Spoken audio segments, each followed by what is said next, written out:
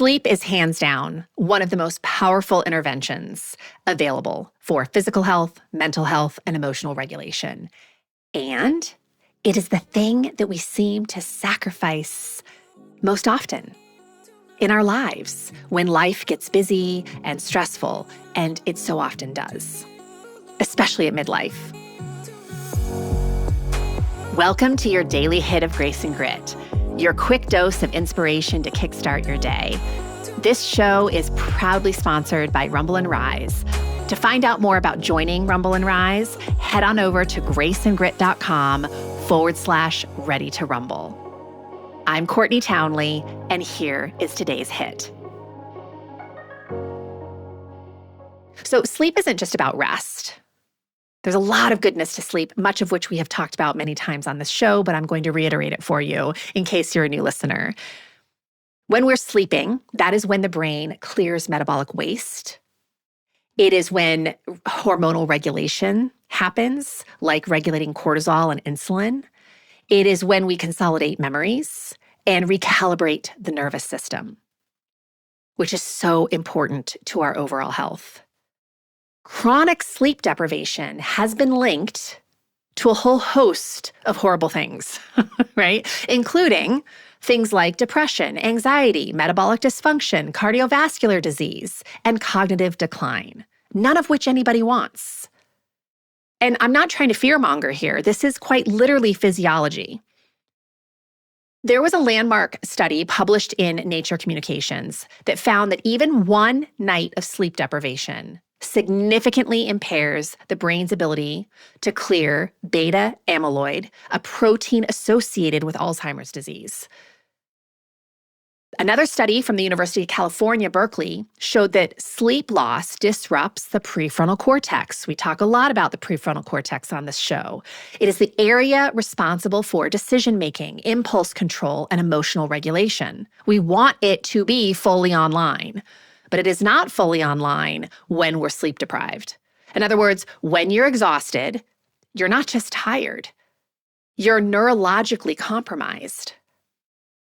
I could, again, tell so many stories about being sleep deprived in my lifetime, but I think a period of time that really stood out to me was when I was a new mom, because as we all know, new moms don't get a lot of sleep. And I struggled with sleep pretty intensely for probably the first 3 to 5 years that my son was alive. And oh my gosh, the effects on my immune system were profound. I was constantly sick. I mean, I feel like I would go through maybe 2 weeks of feeling good and then get sick again. And to the point that, I remember breaking down one night with my husband, like, I don't know what's wrong with me, but I'm so tired of getting sick. And once my son and I started sleeping better, everything changed. My immune system functioned better.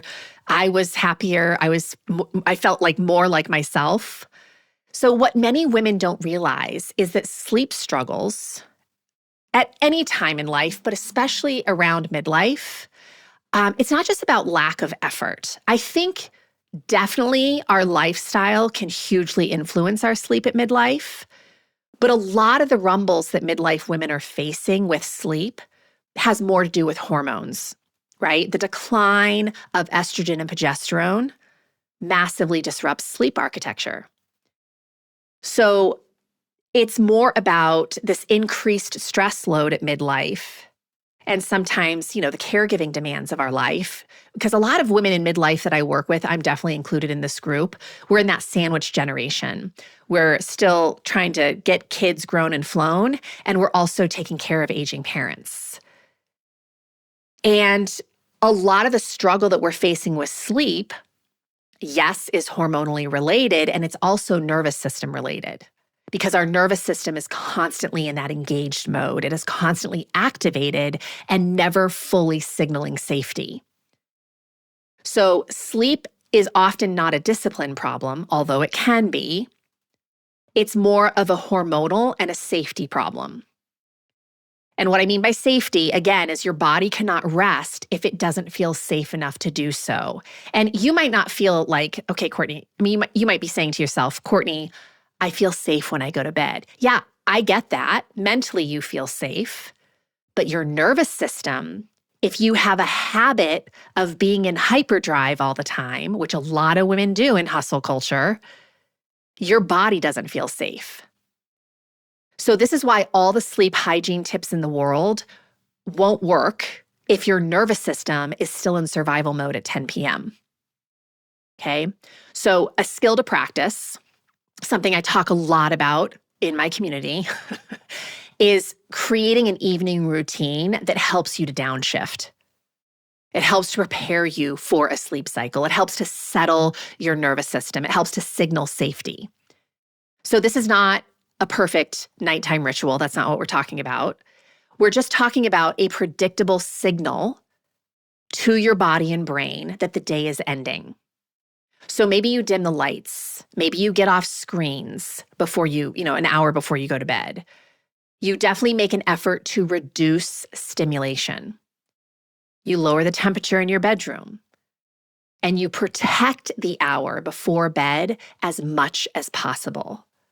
And consistency with this matters, of course, a lot more than perfect execution. Sleep won't fix everything in your life, but without it, everything becomes harder than it needs to be.